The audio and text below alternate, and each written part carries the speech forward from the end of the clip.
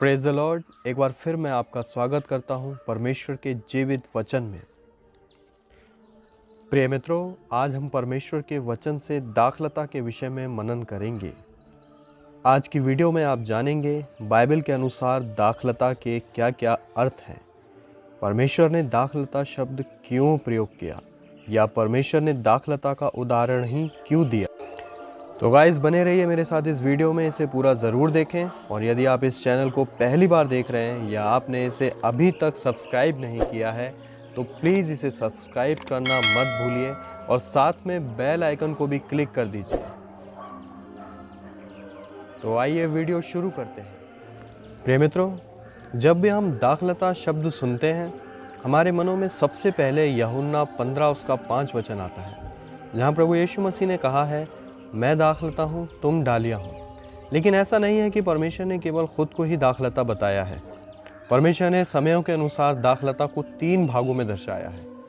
पहली है भूतकाल की दाखलता, दूसरी है वर्तमान समय की दाखलता और तीसरी है भविष्य में प्रकट होने वाली दाखलता। तो आइए सबसे पहले हम देखेंगे भूतकाल की दाखलता, जो कि परमेश्वर का प्रिय इज़राइल है।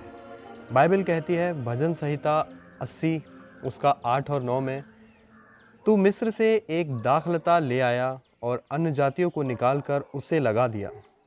तूने उसके लिए स्थान तैयार किया है और उसने जड़ पकड़ी और फैल कर देश को भर दिया। बाइबल के अनुसार इज़राइल वह दाखलता थी जिसके लिए परमेश्वर यहोवा ने स्वयं माली बनकर कार्य किया। परमेश्वर ने इज़राइल को प्यार किया, उसकी देखभाल की ताकि वह उसमें फल देखे। परमेश्वर यहोवा ने हमेशा अपनी दाख की बारी यानी इज़राइल से अच्छे फलों की आशा की। यदि आप यशायाह की पुस्तक उसका 5 अध्याय उसका 1 से 7 वचन को पढ़ेंगे तो आप देखेंगे परमेश्वर ने किस तरह इज़राइल को एक दाख की बारी के समान संभाला। आइए इसे पढ़ते हैं। अब मैं अपने प्रिय के लिए और उसकी दाख की बारी के विषय में गीत गाऊंगा। एक अति उपजाऊ टीले पर मेरे प्रिय की एक दाख की बारी थी। उसने उसकी मिट्टी खोदी और उसके पत्थर बीनकर उसमें उत्तम जाति की एक दाखलता लगाई। उसके बीच में उसने एक गुंबद बनाया और दाखरस के लिए एक कुंड भी खोदा। तब उसने दाख की आशा की, परंतु उसमें निकम्मी दाखें ही लगी। अब हे यरूशलेम के निवासियों और हे यहूदा के मनुष्यों, मेरे और मेरी दाख की बारी के बीच न्याय करो। मेरी दाख की बारी के लिए और क्या करना रह गया जो मैंने उसके लिए ना किया हो? फिर क्या कारण है कि जब मैंने दाख की आशा की तब उसमें निकम्मी दाखें लगीं? अब मैं तुमको बताता हूँ कि अपनी दाख की बारी से क्या करूँगा। मैं उसके कांटे वाले बाड़े को उखाड़ दूँगा कि वह चट की जाए, उसकी दीवार को ढा दूँगा कि वह रौंदी जाए। मैं उसे उजाड़ दूँगा, वह ना तो फिर छांटी और ना खोदी जाएगी, और उसमें भांति भांति के कटीले पेड़ उगेंगे। मैं मेघों को भी आज्ञा दूँगा कि उस पर जल ना बरसाएं, क्योंकि सेनाओं के यहोवा की दाख की बारी तो इज़राइल का घराना है और उसका प्रिय पौधा यहूदा के लोग हैं। और उसने उनमें न्याय की आशा की, परंतु अन्याय ही दिखाई पड़ा। उसने धर्म की आशा की, परंतु उसे चिल्लाहट ही सुनाई पड़ी। इसी तरह यिर्मयाह 2 उसका 21 पद में भी लिखा है, मैंने तो तुझे उत्तम जाति की दाखलता और उत्तम बीज करके लगाया था। और फिर होशे 10:1 में भी लिखा है, इज़राइल एक लहलहाती हुई दाखलता सी है।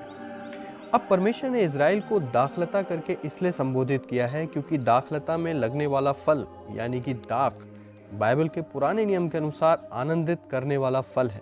जैसा कि न्यायियों 9 उसका 12-13 पद में लिखा है, फिर वृक्षों ने दाखलता से कहा, तू आकर हम पर राज्य कर। दाखलता ने उनसे कहा, क्या मैं अपने नए मधु को छोड़ जिससे परमेश्वर और मनुष्य दोनों को आनंद होता है। तो प्रिय मित्र, यहाँ हम देख रहे हैं कि दाख वह फल है जिससे परमेश्वर और मनुष्य दोनों को आनंद होता है। यानी कि दाख जो है वो आनंद का प्रतीक है। यानी कि परमेश्वर जो हमारे जीवनों में फल देखना चाहता है उससे परमेश्वर को आनंद होता है। ठीक इसी तरह परमेश्वर ने भी इज़राइल से यानी कि उस दाखलता से जिसे परमेश्वर ने लगाया था उत्तम फलों की आशा की, जो कि परमेश्वर के लिए आनंद का कारण होता। लेकिन जब परमेश्वर को वे फल ना दिखे तब बार बार परमेश्वर का क्रोध इज़राइल पर भड़का इसी कारण इजरायलियों को फिर से बंधुआई में जाना पड़ा। अब दूसरी दाखलता जो वर्तमान समय की दाखलता है वह है प्रभु यीशु मसीह। हाँ प्रिय मित्र, वह दाखलता प्रभु यीशु मसीह है जिसे प्रभु यीशु मसीह ने यूहन्ना के 15 अध्याय में साफ साफ कहा है। यूहन्ना 15:1 में लिखा है, सच्ची दाखलता मैं हूँ। यूहन्ना 15:5 में लिखा है, मैं दाखलता हूँ, तुम डालियाँ हूँ। प्रिय मित्रों, आज हमारे पास यह अवसर है कि हम परमेश्वर को आनंदित करने वाले फल अपने जीवन में ला सकते हैं, और इसके लिए हमें अकेले प्रयास नहीं करना है, क्योंकि प्रभु यीशु दाखलता के रूप में हमारे जीवन में उपलब्ध है। हमें बस उससे जुड़ जाना है, उसमें बने रहना है, क्योंकि वचन में लिखा है यूहन्ना 15:5 में, मैं दाखलता हूँ, तुम डालियाँ हूँ, जो मुझ में बना रहता है और मैं उसमें, वह बहुत फल फलता है। प्रिय मित्रों, यदि हमें अपने जीवन में आत्मिक फल लाने हैं, वे फल लाने हैं जो कि स्वर्गीय फल कहलाते हैं, तो हमें प्रभु यीशु मसीह में बने रहना होगा, क्योंकि वह स्वर्गीय दाखलता है। वचन कहता है यूहन्ना 8:23 में, उसने उनसे कहा, तुम नीचे के हो, मैं ऊपर का हूँ, तुम संसार के हो, मैं संसार का नहीं। अब तीसरी दाखलता वह है जिसके विषय बाइबल इसे पृथ्वी की दाखलता कहती है। यह भविष्य में प्रकट होगी। यह वह दाखलता है जिसने प्रभु यीशु मसीह का इनकार किया है, अर्थात संसार के वे लोग जो यीशु मसीह में नहीं पाए जाते हैं। इसके विषय में हम प्रकाशित वाक्य की पुस्तक उसका 14 अध्याय उसका 14 पद से 19 पद तक पढ़ते हैं। मैंने दृष्टि की और देखो, एक उजला बादल है, और उस बादल पर मनुष्य के पुत्र सरीखा कोई बैठा है, जिसके सिर पर सोने का मुकुट और हाथ में चोखा हँसुआ है। फिर एक और स्वर्गदूत ने मंदिर में से निकलकर उससे जो बादल पर बैठा था बड़े शब्द से पुकार कर कहा, अपना हँसुआ लगाकर लवनी कर, क्योंकि लवने का समय आ पहुँचा है, इसलिए कि पृथ्वी की खेती पक चुकी है। अतः जो बादल पर बैठा था उसने पृथ्वी पर अपना हँसुआ लगाया और पृथ्वी की लवनी की गई।